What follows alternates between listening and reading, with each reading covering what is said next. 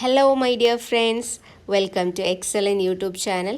ഇന്ന് നമ്മൾ 10th standard social സയൻസിലെ ജോഗ്രഫി പാർട്ടിലുള്ള ഫസ്റ്റ് ചാപ്റ്റർ ആയിട്ടുള്ള സീസൺസ് ആൻഡ് ടൈം ആണ് ഡിസ്കസ് ചെയ്യുന്നത്. വളരെ സിമ്പിളായിട്ട് നമ്മൾ നോട്ട്സ് മുഖേനയാണ് ഈ ചാപ്റ്റർ ഡിസ്കസ് ചെയ്യാൻ പോകുന്നത്. അപ്പോൾ ഋതുക്കളും സമയവും എന്ന ചാപ്റ്റർ വളരെ പെട്ടെന്ന് വളരെ എളുപ്പത്തിൽ നമ്മൾ പഠിക്കാൻ പോവുകയാണ്. അപ്പോൾ നമ്മുടെ ചാനൽ ആദ്യമായിട്ട് കാണുന്നവരുണ്ടെങ്കിൽ ചാനൽ ആദ്യം സബ്സ്ക്രൈബ് ചെയ്യുക. വീഡിയോസ് ഇഷ്ടപ്പെട്ട് കഴിഞ്ഞാൽ ലൈക്ക് ചെയ്യുക, നിങ്ങളുടെ ഫ്രണ്ട്സിനൊക്കെ ഷെയർ ചെയ്ത് കൊടുക്കുക.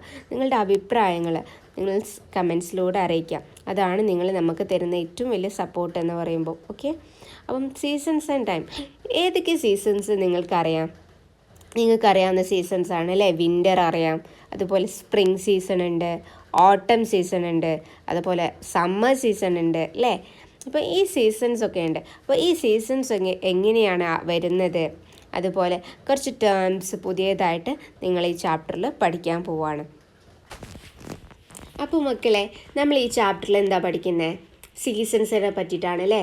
ഒരു ഋതുക്കളെ അതുപോലെ സമയത്തിനെ കുറിച്ചിട്ടാണ്. അപ്പം നിങ്ങൾക്കറിയാം, നമ്മൾ പറഞ്ഞു വിൻ്റർ സീസൺ ഉണ്ട്, സമ്മർ സീസൺ ഉണ്ട്, അതുപോലെ റെയിനി സീസൺസ് ഉണ്ട്, ഓട്ടം, അതുപോലെ സ്പ്രിങ്, കുറേ സീസൺസ് ഉണ്ട് അല്ലേ?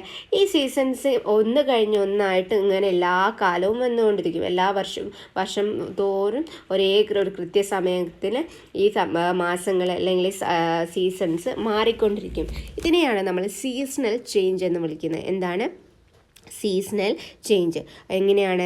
വിൻ്റർ കഴിഞ്ഞ് കഴിഞ്ഞാൽ വിൻ്റർ കഴിഞ്ഞ് തൊട്ടടുത്ത് തന്നെ എന്ത് വരും? സമ്മർ സീസൺ വരും. സമ്മർ കഴിഞ്ഞ് കുറച്ച് കഴിഞ്ഞാൽ റെയിനി സീസൺസ് വരും അല്ലേ? അപ്പോൾ the winter, summer and the rainy seasons R experienced one after the other. Such A change on the earth is known as seasonal change. ഇതിനെയാണ് നമ്മൾ സീസണൽ ചേഞ്ച് എന്ന് വിളിക്കുന്നത്.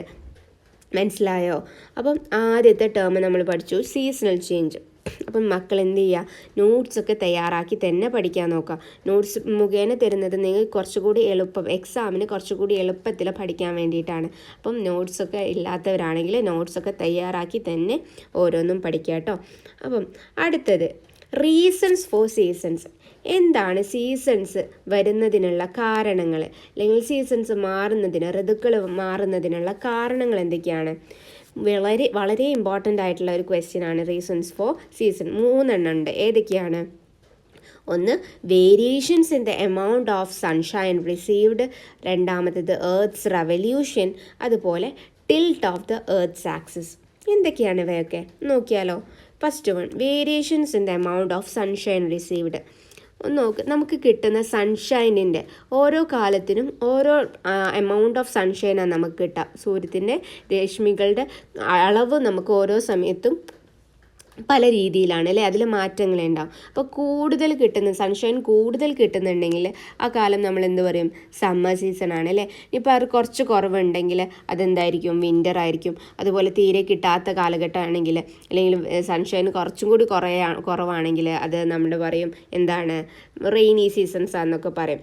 അപ്പം ഒരു റീസൺ എന്താണ്? Variations in the amount of sunshine received. Sunshine കിട്ടുന്ന എമൗണ്ടിലുണ്ടാവുന്ന changes ആണ് ഒരു റീസൺ. രണ്ടാമത്തതാണ് എർത്ത്സ് റെവല്യൂഷൻ. എന്താണ് എർത്ത്സ് റെവല്യൂഷൻ എന്ന് പറയുന്നത്? എർത്ത് നമ്മുടെ സൂര്യനെ ചുറ്റുന്നുണ്ട് അല്ലേ? അതിനെയാണ് നമ്മൾ എന്താ വിളിക്കുന്നത്? എർത്ത്സ് റെവല്യൂഷൻ എന്ന് പറയുന്നത്. അപ്പോൾ എർത്തിൻ്റെ റെവല്യൂഷനും ഒരു കാരണമാണ്. മൂന്നാമത്തേത് the tilt of the earth axis. എന്താണ് tilt of the earth axis? ഭൂമിയുടെ ചെരിവുണ്ട്. നമ്മുടെ ഭൂമിയുടെ അച്ചുതണ്ടിന് ചെറിയൊരു ചെരിവുണ്ട് അല്ലേ? നമ്മൾ ഏർത്തിനെ കാണുമ്പോൾ ഒക്കെ, ഏർത്തിൻ്റെ പിക്ചറൊക്കെ നമ്മൾ നല്ലോണം ജോഗ്രഫിയിലൊക്കെ പഠിക്കുമ്പോൾ കാണാം, ഒരു ചെരിഞ്ഞിട്ടാണ് ഏർത്തിൻ്റെ പിക്ചർ ഉണ്ടാവുക. അപ്പോൾ അതുപോലെ നമ്മുടെ ഭൂമിയുടെ ആക്സസും എങ്ങനെയാണ്? ഭൂമിയുടെ ആക്സസിന് ചെറിയ ചെരിവുണ്ട്. നമ്മൾ മോഹൻലാലൊക്കെ ചെരിഞ്ഞ് നടക്കുന്നത് പോലെ ഏർത്തിനും എന്തുണ്ട്? ചെറിയൊരു ചെരിവുണ്ട്. അതിനാണ് നമ്മൾ പറയുന്നത് the tilt of the earth axis.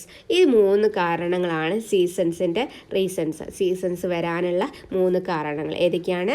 Variations in the amount of sunshine received, earth's revolution, മൂന്നാമത്തേത് tilt of the earth axis. അപ്പോൾ നമ്മൾ ഇനി പഠിക്കാം. ഓരോന്നും നമ്മളുടെ ഓരോ പുതിയ ടേംസുകളൊക്കെ നിങ്ങൾ കേൾക്കുന്നുണ്ടല്ലേ? അതൊക്കെ ഈ ചാപ്റ്ററിൽ നമ്മൾ തുടങ്ങി വെക്കുകയാണ്. അപ്പോൾ ഫസ്റ്റ് വണ്ണാണ് റെവല്യൂഷൻ. എന്താണ് റെവല്യൂഷൻ എന്നും കേട്ടിട്ടുണ്ടാവും, അതുപോലെ റൊട്ടേഷൻ എന്നും കേട്ടിട്ടുണ്ടാവും. എന്താണ് റെവല്യൂഷൻ അല്ലെങ്കിൽ എന്താണ് റൊട്ടേഷൻ? രണ്ടും ഒന്നാണോ? അല്ലേ? ഭ്രമണം, പരിക്രമണം എന്നൊക്കെ മലയാളത്തിൽ പറയും. അപ്പോൾ എന്താണ് റെവല്യൂഷൻ എന്ന് പറഞ്ഞാൽ? The earth revolve around the sun in an elliptical orbit. This motion is known as revolution. അപ്പോൾ എന്താണ് റെവല്യൂഷൻ എന്ന് പറഞ്ഞാൽ? റെവല്യൂഷൻ എന്ന് പറഞ്ഞാൽ നമ്മുടെ എർത്ത് സൂര്യനെ ചുറ്റുന്നുണ്ട് അല്ലേ? നമ്മുടെ എർത്ത് സൂര്യനെ ഒരു പ്രത്യേക ഓർബിറ്റിൽ വലയത്തിൽ ഇങ്ങനെ ചുറ്റുന്നുണ്ട്. അതിനെയാണ് നമ്മൾ എന്തെന്ന് വിളിക്കുന്നത്? റെവല്യൂഷൻ എന്ന് വിളിക്കുന്നത്. മനസ്സിലായോ? സൂര്യനെ നമ്മുടെ ഭൂമി ചുറ്റുന്നതിനെയാണ് നമ്മൾ റെവല്യൂഷൻ എന്ന് വിളിക്കുന്നത്. അപ്പം റൊട്ടേഷനോ? റൊട്ടേഷൻ എന്ന് പറഞ്ഞാൽ ഭൂമി സ്വയം കറങ്ങുന്നതിനാണ് എന്തെന്ന് പറയുന്നത്? റൊട്ടേഷൻ എന്ന് പറയുന്നത്. ഓക്കെ, ഭൂമി സ്വയം കറങ്ങുന്നതിനെ റൊട്ടേഷൻ എന്നും ഭൂമി സൂര്യനെ ചുറ്റുന്നതിനെ എന്തെന്നും വിളിക്കും? റെവല്യൂഷൻ എന്നും പറയും. അപ്പോൾ ഇനി ഒരിക്കലും പറയരുത് റെവല്യൂഷനും റൊട്ടേഷനും ഒന്നാണെന്ന്, ആരും തെറ്റരുത്. റെവല്യൂഷൻ എന്താണ്? Revolution mean the earth revolve around the sun in an elliptical orbit. ഒരു വലയത്തിൽ സൂര്യനെ ആര് ചുറ്റുന്നുണ്ട്? നമ്മുടെ ഭൂമി അല്ലേ? ഭൂമി ചുറ്റുന്നുണ്ട്. ആ മോഷനെ വിളിക്കുന്ന പേരാണ്, ആ മോഷൻ, ആ ചുറ്റുന്നതിനെ നമ്മൾ പറയുന്നതാണ് റെവല്യൂഷൻ. ഇനി ഭൂമി സ്വയം കറങ്ങുകയാണെങ്കിൽ അല്ലേ, അതിനെ പറയുന്ന ടേം എന്താണ്? റൊട്ടേഷൻ എന്നാണ്. എന്താണ്? റൊട്ടേഷൻ എന്നാണ്. അടുത്തത് ടിൽറ്റ് ഓഫ് ദ എർത്ത്. നമ്മൾ പറഞ്ഞു നമ്മുടെ ഭൂമിക്ക് ഒരു ചെരിവുണ്ടെന്ന് അല്ലേ? ടിൽറ്റ് ഓഫ് ദ ആക്സിസ്, രണ്ടാമത്തെ ആൻസറാണ്. ടിൽറ്റ് ഓഫ് ദ ആക്സിസും എന്തിന് കാരണമാണെന്ന് പറഞ്ഞിരുന്നു? നമ്മുടെ സീസൺസ് ഉണ്ടാവുന്നതിന് ഒരു കാരണമെന്ന് പറഞ്ഞിരുന്നു. അപ്പം ടിൽറ്റ് എന്ന് പറഞ്ഞാൽ എന്താണ്? ഭൂമിക്കൊരു ചെരിവുണ്ട്. എങ്ങനെയാണ്? The earth is tilted at an angle of 66.5 ആണ് കേട്ടോ. 66.5 degree from the orbital plain. Orbital പ്ലെയിനിൽ 66 ഡിഗ്രി ആംഗിളിലാണ് ഭൂമി ചെരിവുള്ളത്. അപ്പോൾ ഓർബിറ്റൽ പ്ലെയിന് നോക്കുകയാണെങ്കിൽ എർത്തിൻ്റെ ടിൽറ്റ് എത്ര ഡിഗ്രിയാണ്? 66.5 ഡിഗ്രിയാണ്. ഇനി വേർട്ടിക്കൽ പ്ലെയിൻ നോക്കുകയാണെങ്കിലോ? വേർട്ടിക്കൽ പ്ലെയിൻ നോക്കുകയാണെങ്കിൽ 23.5 ഡിഗ്രി ചെരിവാണ് നമ്മുടെ ഭൂമിക്കുള്ളത്. അപ്പം ഹൊറിസോണ്ടലും വേർട്ടിക്കലൊക്കെ നിങ്ങൾക്കറിയാലോ. ഓക്കെ, അപ്പം വേർട്ടിക്കൽ എന്ന് പറഞ്ഞാൽ എന്താ? കുത്തനെ അല്ലേ? കുത്തനെ ഇതിനെയാണ് വേർട്ടിക്കൽ എന്ന് പറയുന്നത്. അപ്പോൾ വേർട്ടിക്കൽ പ്ലെയിനിൽ 23.5 ഡിഗ്രിയാണ് എർത്തിൻ്റെ ടിൽറ്റ് ഉള്ളത്. അതുപോലെ tilt of the earth on the orbital plane നോക്കുകയാണെങ്കിലോ? ഓർബിറ്റൽ പ്ലെയിനിൽ 66.5 ഡിഗ്രിയാണ് എർത്തിൻ്റെ ടിൽറ്റ് ഉള്ളത്. ഓക്കെ, ഇനി അടുത്ത, അപ്പോൾ ടിൽറ്റ് ഓഫ് ദ ആക്സിസ് മനസ്സിലായല്ലോ, ടിൽറ്റ് ഓഫ് ദി എർത്തിൻ്റെ ആക്സിസ്. ഇനി അടുത്തതാണ് പെരിഹീലിയോൺ. എന്താണ് പെരിഹീലിയോൺ എന്ന് പറഞ്ഞാൽ? പെരിഹീലിയോൺ ഉണ്ട്, എപ്പിഹീലിയോൺ ഉണ്ട്. എപ്പിഹീലിയോണും പെരിഹീലിയോണും എന്താണെന്ന് നോക്കാം. അപ്പം പെരിഹീലിയോൺ എന്ന് പറഞ്ഞാൽ the day on which the sun and the earth are closest is known as perihelion. എന്താണ്? The day on which the sun and earth is closest. ഭൂമിയും സൂര്യനും ഒരേ രീതിയിൽ അടുപ്പിച്ച് നിൽക്കുന്നതിനെയാണ്, അല്ലെങ്കിൽ അവ ക്ലോസ് ആവുന്നതിനെയാണ് നമ്മൾ എന്തെന്ന് വിളിക്കുന്നത്? പെരിഹീലിയോൺ എന്ന് പറയുന്നത്. എന്താണ് പെരിഹീലിയോൺ? ദ ഡേ, ആ ദിവസത്തിൻ്റെ പ്രത്യേകത എന്താണ്? സണ്ണും എർത്തും ക്ലോസ് ആയിരിക്കും. അപ്പോൾ the day on which the sun and earth are closest is known as perihelion. അപ്പോൾ അപ്ഹീലിയോൺ എന്ന് പറഞ്ഞാൽ എന്താണ്? The day on which the sun and earth are farthest is known as aphelion. സൂര്യനും നമ്മുടെ ഭൂമിയും ദൂരെയാണെങ്കിൽ, അവ കുറച്ച് ദൂരെയാണെങ്കിൽ ആ ഡേ വിളിക്കുന്നത് അപ്ഹീലിയോൺ എന്നും, പെരിഹീലിയോൺ എന്ന് പറഞ്ഞാൽ ഭൂമിയും എർത്തും സണ്ണും ക്ലോസസ്റ്റ് ആണെങ്കിൽ ആ ഡേ വിളിക്കുന്നത് പെരിഹീലിയോൺ എന്നാണ് കേട്ടോ. അപ്പോൾ 2 ടേമും മനസ്സിലായല്ലോ. ഇനി അടുത്തതാണ് ലീപ്പ് ഇയർ. എന്താണ് ലീപ്പ് ഇയർ എന്ന് പറഞ്ഞാൽ? Earth is required to complete a revolution in 365 days and 6 hours. അപ്പം നമ്മൾ റെവല്യൂഷൻ പറഞ്ഞു അല്ലേ? നമ്മുടെ ഭൂമി സൂര്യനെ എന്താക്കുന്നുണ്ട്? ചുറ്റുന്നുണ്ട്. അപ്പോൾ ഒരു കംപ്ലീറ്റ് മൊത്തമായിട്ട് സൂര്യനെ നമ്മുടെ ഭൂമി ചുറ്റണമെങ്കിൽ എത്ര ദിവസം എടുക്കുന്നുണ്ട് അറിയോ? 365 ദിവസവും 6 മണിക്കൂർ എടുക്കുന്നുണ്ട്. അപ്പോൾ earth is required to complete a revolution is 365 days and 6 hours. 365 ദിവസവും 6 മണിക്കൂർ എടുത്തിട്ടാണ് നമ്മുടെ ഭൂമി സൂര്യനെ കംപ്ലീറ്റ് ആയിട്ട് ചുറ്റുന്നത്. ഓക്കെ, അപ്പോൾ ഒരു വട്ടം ചുറ്റുന്നതിനാണ് ഇത്രയും ടൈം എടുക്കുന്നത് കേട്ടോ. അപ്പോൾ 365 days is equal to 1 year. നമുക്കറിയാം ഒരു വർഷം എന്ന് പറഞ്ഞാൽ 365 ദിവസമാണ്. അപ്പം 365 ദിവസം അതുപോലെ 6 മണിക്കൂറും എടുത്തിട്ടാണ് നമ്മുടെ എർത്ത് സൂര്യനെ റിവോൾവ് ചെയ്യുന്നത്. The remaining 6 hours are treated as 1 day after 4 years, and every 4th year there are 29 days in February അല്ലേ. അപ്പം 4 വർഷം കൂടുമ്പോഴാണ് ഈ 6 മണിക്കൂർ ഉണ്ടല്ലോ, ആ ഈ 6 മണിക്കൂർ നമ്മൾ കൂട്ടി അപ്പോൾ 6 മണിക്കൂർ 6 × 4 എത്ര കിട്ടും നോക്കാം. അപ്പം 6 മണിക്കൂർ ഇങ്ങനെ കൂട്ടി ഒരു ദിവസം ഉണ്ടാവില്ല, എക്സ്ട്രാ ഒരു ദിവസം വരും. അത് 4 വർഷം കൂടുമ്പോഴാണ് നമുക്ക് എന്ത് കിട്ടുന്നത്, ഒരു എക്സ്ട്രാ ഒരു ദിവസം വരുന്നത്. അപ്പം ആ ദിവസത്തിനെ, ആ ഇതിനെയാണ് നമ്മൾ, ആ വർഷത്തിനെ നമ്മൾ എന്ത് വിളിക്കും, ലീപ്പ് ഇയർ എന്ന് വിളിക്കും. അത് ഫെബ്രുവരിയിലാണ് എന്താവുക, ഒരു ദിവസം എക്സ്ട്രാ കിട്ടുക. അപ്പോൾ എല്ലാ വർഷവും 4 വർഷം കൂടുമ്പോഴാണ് ഫെബ്രുവരിയിൽ 29 വരിക, അറിയാമല്ലോ, 29 വരിക. അപ്പോൾ ഈ 29 വരുന്നത് എങ്ങനെയാണെന്ന് മനസ്സിലായോ? നമ്മുടെ ഭൂമി റിവോൾവ് ചെയ്യാൻ 365 6 മണിക്കൂർ എടുക്കുന്നുണ്ട്. അപ്പം 6 മണിക്കൂർ 4 വർഷം കൂടുമ്പോഴും 6 ഇങ്ങനെ ഓരോ 6 കൂട്ടി അല്ലേ, അങ്ങനെ ഒരു ദിവസം എക്സ്ട്രാ വരും. 4 വർഷം കഴിയുമ്പം ഒരു ദിവസം എക്സ്ട്രാ വരുന്നുണ്ട്. അതാണ് ഫെബ്രുവരി 29. അങ്ങനത്തെ വർഷത്തിന്, ആ ഇയറിനെ വിളിക്കുന്ന പേരാണ് ലീപ്പ് ഇയർ എന്നത്. മനസ്സിലായോ ലീപ്പ് ഇയർ എന്താന്ന്? മനസ്സിലായില്ലേ? എങ്ങനെയാണ് ലീപ്പ് ഇയർ കിട്ടുന്നതെന്നും ക്ലിയർ ആയല്ലോ. ഇനി നമുക്ക് കുറച്ച് ടേംസ് പഠിക്കാം. ലാറ്റിറ്റ്യൂഡും ലോഞ്ചിറ്റ്യൂഡ്സും നിങ്ങൾ ചെറിയ ക്ലാസ്സിലൊക്കെ പഠിച്ചിട്ടുണ്ടാവും. ലാറ്റിറ്റ്യൂഡ്സും ലോഞ്ചിറ്റ്യൂഡ് എന്താണ്? ഈ ലാറ്റിറ്റ്യൂഡ് ഇപ്പോൾ നിങ്ങൾ കാണുന്ന രൂപത്തിൽ ഹൊറിസോണ്ടൽ ലൈൻസിനെയാണ് നമ്മൾ എന്ത് വിളിക്കുന്നത്, ലാറ്റിറ്റ്യൂഡ്സ് എന്ന് വിളിക്കുന്നത്. എന്താണ് ലാറ്റിറ്റ്യൂഡ്സ് അല്ലേ? ഈ നീളങ്ങനെ ഭൂമിയെ വരയ്ക്കുന്ന ലൈൻസാണ് എന്ത്, ലാറ്റിറ്റ്യൂഡ്സ്. ഇനി ഇതേപോലെ കുത്തനെ ഇതേപോലെ കുറേ ലൈൻസ് ഉണ്ട്, അതിന് വിളിക്കുന്ന പേരെന്താ അറിയോ? ലോഞ്ചിറ്റ്യൂഡ്സ്. എന്താണ് ലോഞ്ചിറ്റ്യൂഡ്? ശരിക്കും ഇങ്ങനത്തെ ലൈൻസ് ഉണ്ടോ? ഇല്ല. അപ്പോൾ ലാറ്റിറ്റ്യൂഡ്സ് എന്താണ്?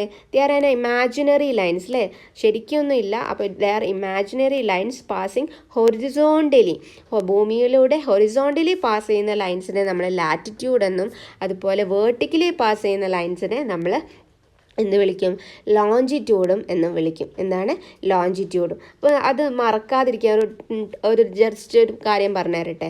അപ്പോൾ ലാറ്റിറ്റ്യൂഡിന് ഇപ്പോൾ എന്താ, LA അല്ലേ ലാറ്റിറ്റ്യൂഡ്. അപ്പോൾ ലാറ്റിറ്റ്യൂഡിനെ നമുക്ക് ലാഡറുമായിട്ട് കമ്പയർ ചെയ്യാം. എന്താ ലാഡർ പറഞ്ഞാൽ? കോണിപ്പടികൾ അല്ലേ. ഇത് കണ്ടോ, ഒരു കോണിപ്പടികൾ പോലെയല്ല ഉള്ളത്. അപ്പോൾ അങ്ങനെയുള്ളതിനെ നമ്മൾ ലാറ്റിറ്റ്യൂഡ് എന്നും പറയും. മറ്റേതിന് നേരെ ഓപ്പോസിറ്റ് ആണെങ്കിൽ അത് ലോഞ്ചിറ്റ്യൂഡുമാണ്. ഓക്കെ, അപ്പോൾ ഇമ്പോർട്ടൻ്റ് ആയിട്ടുള്ള കുറച്ച് ലാറ്റിറ്റ്യൂഡ്സ് നമുക്ക് ആദ്യം പരിചയപ്പെടാം. നോക്കാം, നമ്മുടെ ഭൂമിയെ സെൻറ്റർ പാർട്ടിൽ കട്ട് ചെയ്യുന്ന ഒരു ലാറ്റിറ്റ്യൂഡ് ഉണ്ട്. നമ്മുടെ ഭൂമിയെ രണ്ടായിട്ട് നോർത്തേൺ ഹെമിസ്ഫിയറും അതുപോലെ സത്തേൺ ഹെമിസ്ഫിയറും ആക്കുന്ന ഒരു നടുവിലൂടെ, ഭൂമിയുടെ സെൻറ്റർ പാർട്ടിലൂടെ ഒരു ലൈന് പാസ് ചെയ്യുന്നുണ്ട്, ഒരു ലാറ്റിറ്റ്യൂഡ് പാസ് ചെയ്യുന്നുണ്ട്. അതേതാണ്? അതാണ് ഇക്വേറ്റർ. ഏതാണ്? ഇക്വേറ്റർ. ഇക്വേറ്റർ എത്ര ഡിഗ്രി ആണെന്ന് അറിയോ? ഇക്വേറ്റർ 0 ഡിഗ്രിയാണ്. ഇക്വേറ്റർ എത്ര ഡിഗ്രിയാണ്? 0 ഡിഗ്രി. അപ്പം നമ്മുടെ ഭൂമിയെ സെൻറ്റർ പാർട്ടിലൂടെ, നമ്മുടെ ഭൂമിയെ പകുതിക്ക് വെച്ചിട്ട് കട്ട് ചെയ്യുന്ന ഒരു ലൈൻ ഉണ്ട്, ആൻ ഇമാജിനറി ലൈൻ അല്ലേ, ലാറ്റിറ്റ്യൂഡാണ്. ആ ലാറ്റിറ്റ്യൂഡിനെ വിളിക്കുന്ന പേരെന്താണ്? ഇക്വേറ്റർ എന്നാണ്. ഈ ഇക്വേറ്റർ ആണ് നമ്മൾ ഭൂമിയെ നോർത്തേൺ ഹെമിസ്ഫിയർ ആക്കിയിട്ടും അതുപോലെ താഴെയുള്ളതിന് സൗത്ത് ഭാഗത്തിന് സതേൺ ഹെമിസ്ഫിയർ ആയിട്ടും ഡിവൈഡ് ചെയ്യുന്നത്.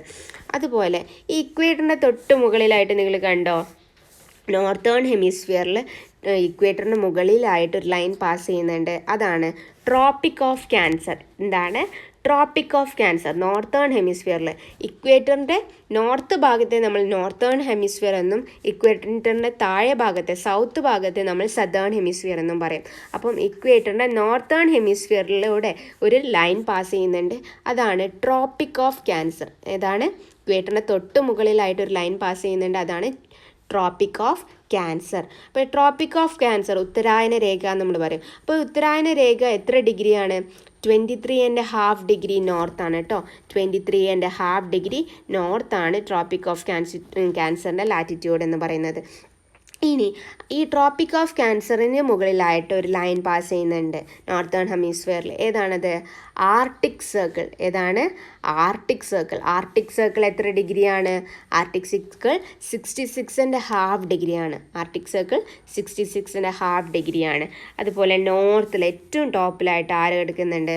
നോർത്ത് പോൾ കിടക്കുന്നുണ്ട്. ആരാണ്? North Paul. നോർത്ത് പോൾ എത്ര ഡിഗ്രിയാണ്?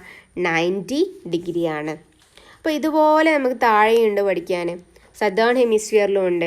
നമ്മുടെ ഭൂമിയുടെ ഇക്വേറ്ററിൻ്റെ സൗത്ത് ഭാഗത്ത് എന്ത് നമ്മൾ വിളിക്കുന്ന പേരാണ് സദേൺ ഹെമിസ്ഫിയർ എന്ന്. അപ്പോൾ ഇക്വേറ്ററിൻ്റെ തൊട്ട് താഴെയായിട്ട് ഒരു ലൈന് പാസ് ചെയ്യുന്നുണ്ട് അല്ലേ, അതിനെ നമ്മൾ ട്രോപ്പിക് ഓഫ് ക്യാപ്രിക്കോൺ എന്ന് വിളിക്കും. എന്താണ് ട്രോപ്പിക് ഓഫ് ക്യാപ്രിക്കോൺ? നോർത്തേൺ ഹെമിസ്ഫിയറിലൂടെ ഇക്വേറ്ററിന് തൊട്ട് മുകളിലായിട്ട് പാസ് ചെയ്യുന്ന ലൈൻ ഏതായിരുന്നു? ട്രോപ്പിക് ഓഫ് ക്യാൻസർ ആണ്. അപ്പോൾ സൗത്ത് ഭാഗത്ത് കൂടെ പാസ് ചെയ്യുന്ന ലൈൻ ഏതാണ്? ലാറ്റിറ്റ്യൂഡ് ഏതാണ്? ട്രോപ്പിക് ഓഫ് ക്യാപ്രിക്കോൺ ആണ്. ട്രോപ്പിക് ഓഫ് ക്യാപ്രിക്കോൺ എത്ര ഡിഗ്രി ആണെന്നറിയോ? 23.5 ഡിഗ്രി സൗത്ത് ആണ് കേട്ടോ. ട്രോപ്പിക് ഓഫ് ക്യാൻസർ 23.5 ഡിഗ്രി നോർത്തും, ട്രോപ്പിക് ഓഫ് ക്യാപ്രിക്കോൺ ദക്ഷിണായന രേഖ 23.5 ഡിഗ്രി സൗത്തുമാണ്. മനസ്സിലായോ? ഇനി തൊട്ട് താഴെയായിട്ട് എന്ത് വരുന്നുണ്ട്? അന്റാർട്ടിക് സർക്കിൾ ഉണ്ട്. എന്താണ് അന്റാർട്ടിക് സർക്കിൾ? അന്റാർട്ടിക് സർക്കിൾ എത്ര ഡിഗ്രിയാണ്? ആർട്ടിക് സർക്കിൾ എത്ര ഡിഗ്രി ആയിരുന്നു? അത് തന്നെയാണ് ഇവിടെയും. ആർട്ടിക് സർക്കിൾ 66.5 ഡിഗ്രി നോർത്ത് ആണെങ്കിൽ അന്റാർട്ടിക് സർക്കിൾ 66.5 ഡിഗ്രി സൗത്ത് ആണെന്ന് ഓർത്ത് വെക്കുക. ഓക്കെ, ഏറ്റവും താഴെയായിട്ട് ആര് കിടക്കുന്നുണ്ട്? സൗത്ത് പോള് കിടക്കുന്നുണ്ട്. മനസ്സിലായോ? ഈ ലാറ്റിറ്റ്യൂഡിനൽ ടേംസ് ഒക്കെ നല്ല രീതിയിൽ മനസ്സിലാക്കി വെക്കണം കേട്ടോ. ഇത് നിങ്ങളുടെ ബേസാണ്. ഇനി എപ്പം പഠിക്കുകയാണെങ്കിൽ ജോഗ്രഫി പഠിക്കുമ്പോൾ നിങ്ങൾക്ക് ഇത് ആവശ്യമാണ്. അപ്പോൾ ഇത് മറക്കരുത്. നമ്മുടെ ഭൂമിയുടെ സെൻറ്റർ പാർട്ടിലൂടെ ഒരു ലൈൻ പാസ് ചെയ്യുന്നുണ്ട്. അതേതാണ്? ഇക്വേറ്റർ ആണ്. അതുപോലെ ഇക്വേറ്റർ എത്ര ഡിഗ്രിയാണ്? 0 ഡിഗ്രിയാണ്. ഇക്വേറ്റർ പാസ് ചെയ്യുന്നതിലൂടെ നമ്മുടെ ഭൂമിയെ നമ്മൾ രണ്ടാക്കി ഡിവൈഡ് ചെയ്തു. നോർത്തേൺ ഹെമിസ്ഫിയർ എന്നും സതേൺ ഹെമിസ്ഫിയർ എന്നും. ഓക്കെ, നോർത്തേൺ ഹെമിസ്ഫിയറിലൂടെ ഇക്വേറ്ററിന് തൊട്ട് മുകളിലായിട്ട് പാസ് ചെയ്യുന്ന ലൈൻ ഏതാണ്? ട്രോപ്പിക് ഓഫ് ക്യാൻസർ ആണ്. അതിന് 23.5 ഡിഗ്രിയാണ്. അതിന് മുകളിലായിട്ട് ആർട്ടിക് സർക്കിൾ ഉണ്ട് 66.5 ഡിഗ്രി. ഏറ്റവും ടോപ്പിലായിട്ട് 90 ഡിഗ്രിയിൽ നമ്മുടെ നോർത്ത് പോളുണ്ട്. ഇനി ഇക്വേറ്ററിൻ്റെ താഴെ സദേൺ ഹെമിസ്ഫിയറിലൂടെ പാസ് ചെയ്യുന്ന ലൈന് ട്രോപ്പിക് ഓഫ് ക്യാപ്രിക്കോൺ ആണ്. ദക്ഷിണായന രേഖ 23.5 ഡിഗ്രി സൗത്ത് ആണ്. അതുപോലെ അന്റാർട്ടിക് സർക്കിൾ ട്രോപ്പിക് ഓഫ് ക്യാപ്രിക്കോണിനും താഴെയായിട്ട് അന്റാർട്ടിക് സർക്കിൾ ഉണ്ട്. അത് 66.5 ഡിഗ്രി 66.5 ഡിഗ്രി സൗത്ത് ആണ്. ഇനി ഏറ്റവും താഴെയായിട്ട് ആര് കിടക്കുന്നുണ്ട്? നമ്മുടെ സൗത്ത് പോൾ കിടക്കുന്നുണ്ട്. സൗത്ത് പോൾ എത്രയാണ്? 90 ഡിഗ്രി സൗത്ത് ആണ് കേട്ടോ. 90 ഡിഗ്രി സൗത്ത്. അപ്പോൾ ഇത് നല്ല രീതിയിൽ മനസ്സിലായിട്ടുണ്ടെന്ന് വിചാരിക്കുന്നു കേട്ടോ. ഇത് നമുക്ക് ഇനിയും ആവശ്യം വരുന്നുണ്ട്. നമ്മൾ എന്ത് പഠിക്കുമ്പോഴും ഇത് ആവശ്യമുണ്ട്. അപ്പോൾ ഇത് ക്ലിയർ ആയിട്ട് മനസ്സിലാക്കാം. ഇനി അടുത്ത നമ്മുടെ ചാപ്റ്ററിൽ വളരെ ഇമ്പോർട്ടൻ്റ് ആയിട്ടുള്ള ഒരു ടേമാണ് പാരലലിസം ഓഫ് ദി ആക്സിസ്. എന്താണ് പാരലലിസം ഓഫ് ആക്സിസ് എന്ന് പറഞ്ഞാൽ? ഇത്രയേ ഉള്ളൂ. The earth maintain its tilt throughout the revolution is known as parallelism of the axis. ഇത്രയേ ഉള്ളൂ. പാരലലിസം ഓഫ് ദി ആക്സിസ് എന്ന് പറഞ്ഞാൽ നമ്മൾ നേരത്തെ പറഞ്ഞു ടിൽറ്റ് ഓഫ് ദി എർത്ത്. എന്താ ടിൽറ്റ് ഓഫ് ദി എർത്ത് എന്ന് പറഞ്ഞാൽ? ഭൂമിക്കൊരു ചെരിവുണ്ടെന്ന് പറഞ്ഞു അല്ലേ. ഓർബിറ്റൽ പ്ലെയിനിൽ എത്ര ഡിഗ്രി ആയിരുന്നു? അതുപോലെ വെർട്ടിക്കൽ പ്ലെയിനിൽ എത്ര ഡിഗ്രി ആയിരുന്നു? മറന്നോ? നോക്കിക്കേ, 66.5 ഡിഗ്രി ഓർബിറ്റൽ പ്ലെയിനിലും വെർട്ടിക്കൽ പ്ലെയിനിൽ 23.5 ഡിഗ്രിയുമാണ്. ഓക്കെ, അപ്പം ഈ ടിൽട്ട്, ഈ ചെരിവ് നമ്മൾ പറഞ്ഞു മോഹൻലാലിനൊക്കെ ഉള്ള പോലെ ഒരു ചെരിവ് ആർക്കും ഉണ്ട്? നമ്മുടെ ഭൂമിക്കും ഉണ്ട് അല്ലേ. അപ്പോൾ the earth maintain its tilt through out the revolution. ഒരു റെവല്യൂഷൻ, എന്താ റെവല്യൂഷൻ എന്ന് പറഞ്ഞാൽ ഭൂമി സൂര്യനെ ചുറ്റുന്നതിനെയാണ് നമ്മൾ എന്തെന്ന് പറയുന്നത്? റെവല്യൂഷൻ. അപ്പോൾ ഭൂമി ഇങ്ങനെ സൂര്യനെ ചുറ്റുമ്പോൾ കംപ്ലീറ്റ് ആയിട്ട് ഇത് ചുറ്റുന്നതിനനുസരിച്ചിട്ട് നമ്മുടെ എർത്ത് എങ്ങനെയാണ്? ചെരിഞ്ഞുകൊണ്ടാണ് കംപ്ലീറ്റ് ചുറ്റുന്നത്. ഓക്കെ, അപ്പോൾ എർത്ത് അതിൻ്റെ ടിൽറ്റ്, ആ ചെരിവ് മെയിൻറ്റെയിൻ ചെയ്യുന്നുണ്ട്. റെവല്യൂഷൻ്റെ സമയത്ത് കംപ്ലീറ്റ് ആയിട്ട് ഈ ചെരിവ് മെയിൻറ്റെയിൻ ചെയ്യുന്നുണ്ട്. അതിനെയാണ് നമ്മൾ പാരലലിസം ഓഫ് ദി ആക്സിസ് എന്ന് പറയുന്നത്. Okay, parallelism of the axis. എന്താണ് പാരലലിസം ഓഫ് ദി ആക്സിസ് എന്ന് പറഞ്ഞാൽ? വളരെ ഇമ്പോർട്ടൻ്റ് ആണ് കേട്ടോ. The earth maintain its tilt throughout the revolution. It is known as parallelism of the axis. ഇനി apparent movement of the sun. അടുത്ത ടേമാണ് apparent movement of the sun. എന്താണ് apparent movement of the sun?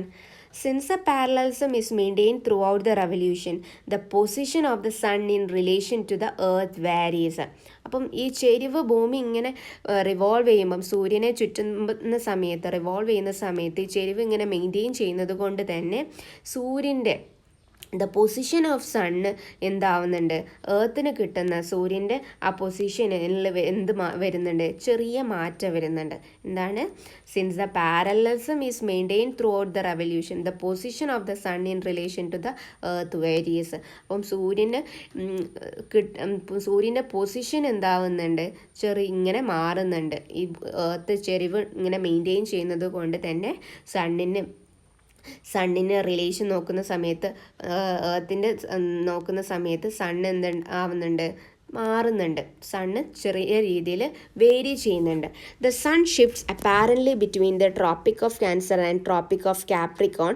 It is known as apparent movement of the sun. അപ്പോൾ നമ്മൾ പറഞ്ഞു സണ്ണിൻ്റെ position ചെറിയ രീതിയിൽ മാറ്റം വരുന്നുണ്ട് എർത്തിന് കിട്ടുമ്പോൾ. അപ്പോൾ ദ സൺ ഷിഫ്റ്റ്, സണ്ണിൽ മാറ്റം എങ്ങനെയാണ് വരുന്നത്? The sun shift apparently between the tropic of Cancer and tropic of Capricorn അല്ലേ? സണ്ണിൻ്റെ പൊസിഷൻ കുറച്ച് സമയത്ത് ഇക്വേറ്ററിൽ വരും, അത് കഴിഞ്ഞ് ട്രോപ്പിക് ഓഫ് ക്യാൻസറിലെത്തും, പിന്നെ അത് ട്രോപ്പിക് ഓഫ് കാപ്രിക്കോണിലെത്തും. അപ്പോൾ ഈ ഷിഫ്റ്റിനെ ട്രോപ്പിക് ഓഫ് ക്യാൻസർ എവിടെയായിരുന്നു? നോർത്തേൺ ഹെമിസ്ഫിയറിലാണ്. ഇപ്പോൾ ഈ ട്രോപ്പിക് ഓഫ് ക്യാൻസറിൽ നിന്ന് ട്രോപ്പിക് ഓഫ് കാപ്രിക്കോണിലേക്കുള്ള സണ്ണിൻ്റെ ഷിഫ്റ്റിനെയാണ് നമ്മൾ എന്തെന്ന് വിളിക്കുന്നത്? Apparent movement of the sun എന്ന് പറയുന്നത്. എന്താണ് apparent movement of the sun? The sun shifts apparently from Tropic of Cancer and tropic of Capricorn. Tropic of ക്യാൻസറിൽ നിന്ന് ട്രോപ്പിക് ഓഫ് കാപ്രിക്കോണിലേക്ക് ഉള്ള സണ്ണിൻ്റെ ഷിഫ്റ്റിനെയാണ്, സണ്ണിൻ്റെ മാറ്റത്തിനെ അല്ലേ, സണ്ണിൻ്റെ പൊസിഷനിലുള്ള മാറ്റത്തിനെയാണ് നമ്മൾ എന്തെന്ന് വിളിക്കുന്നത്? Apparent movement of the sun എന്ന് പറയുന്നത്. ഓക്കെ, ഇനി ഈ സണ്ണിൻ്റെ പൊസിഷൻ എങ്ങനെയൊക്കെ മാറുന്നെന്ന് നോക്കിക്കേ. ഇവിടെ നിങ്ങളിപ്പോൾ കണ്ടോ, നിങ്ങൾക്ക് ഈ പിക്ചറിൽ മാർക്ക് ചെയ്യാതെ മനസ്സിലാവുന്നുണ്ടോ? ഇക്വേറ്റർ എവിടെയാണ് കിടക്കുന്നത്? ഇക്വേറ്റർ നമ്മുടെ സെൻറ്റർ പാർട്ടിലുണ്ട്. മുകളിലായിട്ട് ആരുണ്ട്? ട്രോപ്പിക് ഓഫ് ക്യാൻസർ ഉണ്ട്. താഴെയായിട്ട് ആരുണ്ട്? നമ്മുടെ ട്രോപ്പിക് ഓഫ് കാപ്രിക്കോൺ ഉണ്ട്. അപ്പോൾ ഇനി ഓരോന്നും നമ്മൾ നല്ല രീതിയിൽ പഠിക്കാൻ പോവാണ്. അപ്പം ഇക്വേറ്ററിൻ്റെ ഭാഗത്ത് സണ്ണ് കിട്ടുന്ന 2 സമയങ്ങളുണ്ട്. ഏതൊക്കെയാണ്? September 23 March 21. ആ ഡേറ്റ് നല്ല രീതിയിൽ പഠിച്ചു വെക്കണേ. സെപ്റ്റംബർ 23 മാർച്ച് 21 സണ്ണിൻ്റെ പൊസിഷൻ എവിടെയാണുള്ളത്? സണ്ണ് ഇവിടെ ഭൂമിയുടെ മേലെ വന്ന് നിൽക്കുകയാണോ? അല്ലേ? ഈ പൊസിഷനിൽ ഷിഫ്റ്റ് ഉണ്ടെന്ന് പറഞ്ഞാൽ സണ്ണിന് നമുക്ക് കിട്ടുന്ന സൺഷൈൻ അല്ലേ, അതിൽ വരുന്ന മാറ്റമാണ്. അപ്പം ഈ സണ്ണിൻ്റെ കൂടുതലായിട്ട് നമുക്ക് സണ്ണ് നേരെ കിട്ടുന്ന ഭാഗം എവിടെയായിരിക്കും? സെപ്റ്റംബർ 23 മാർച്ച് 21 ഈ ഇക്വേറ്ററിൻ്റെ നേരെ ഭാഗത്തായിട്ടാണ് ആര് നിൽക്കുന്നത്? സൂര്യൻ നിൽക്കുന്നത്. ഓക്കെ, പിന്നെ ജൂൺ 21 അവ നിൽക്കുന്നത് എവിടെയാണ്? ജൂൺ 21 ട്രോപ്പിക് ഓഫ് ക്യാൻസറിൻ്റെ മുകളിലായിട്ടാണ് ആര് നിൽക്കുന്നത്? നമ്മുടെ സണ്ണ് നിൽക്കുന്നത്. സണ്ണിൻ്റെ പൊസിഷന് നിൽക്കുന്നത് എവിടെയാണ്? നമ്മുടെ ഇക്വേറ്ററിൻ്റെ തൊട്ട് മുകളിലായിട്ട് ആരുണ്ട്? ട്രോപ്പിക് ഓഫ് ക്യാൻസർ ഉണ്ട്. അപ്പോൾ ജൂൺ 21 ട്രോപ്പിക് ഓഫ് ക്യാൻസറിൻ്റെ അടുത്തും പിന്നെ ഡിസംബർ 22 ട്രോപ്പിക് ഓഫ് കാപ്രിക്കോണിൻ്റെ അടുത്തുമാണ്. ഇവിടെയാണ് ട്രോപ്പിക് ഓഫ് കാപ്രിക്കോണിലുമാണ് എന്ത് നിൽക്കുന്നത്? നമ്മുടെ സണ്ണിൻ്റെ പൊസിഷനുള്ളത്. അപ്പോൾ ഇതിനെയാണ് apparent movement of the sun എന്ന് പറയുന്നത്. അപ്പോൾ ഇനിയും നമുക്ക് പഠിക്കാനുണ്ട്. ഇതിനെ പറ്റിയിട്ട് തന്നെ ഒന്നും കൂടി ഡീറ്റെയിൽ ആയിട്ട് ഇക്വിനോക്സ് എന്താണ്, സമ്മർ സോളിസ്റ്റിസ് എന്താണ്, വിൻ്റർ സോളിസ്റ്റിക് എന്താണെന്നൊക്കെ പറയാനുണ്ട്. അത് നമ്മൾ അടുത്ത ക്ലാസ്സിൽ പറയുന്നതായിരിക്കും. അപ്പോൾ ഇത്രയും കാര്യങ്ങൾ നല്ല രീതിയിൽ മനസ്സിലായിട്ടുണ്ടെന്ന് വിചാരിക്കുന്നു. നല്ല രീതിയിൽ നോട്ട്സൊക്കെ തയ്യാറാക്കി തന്നെ പഠിക്കാം. അപ്പോൾ ഇത്രയും പറഞ്ഞുകൊണ്ട് നമ്മൾ ഇന്നത്തെ ക്ലാസ് വൈൻഡ് അപ്പ് ചെയ്യാണ്. അപ്പോൾ നിങ്ങൾക്ക് വീഡിയോസ് ഇഷ്ടപ്പെട്ടിട്ടുണ്ടെങ്കിൽ ലൈക്ക് ചെയ്യുക, കമൻറ്റ് ചെയ്യാനും മറക്കരുത്. ഇതാണ് നിങ്ങൾ നമുക്ക് തരുന്ന സപ്പോർട്ട്. സോ ഇത്രയും പറഞ്ഞുകൊണ്ട് താങ്ക് യു.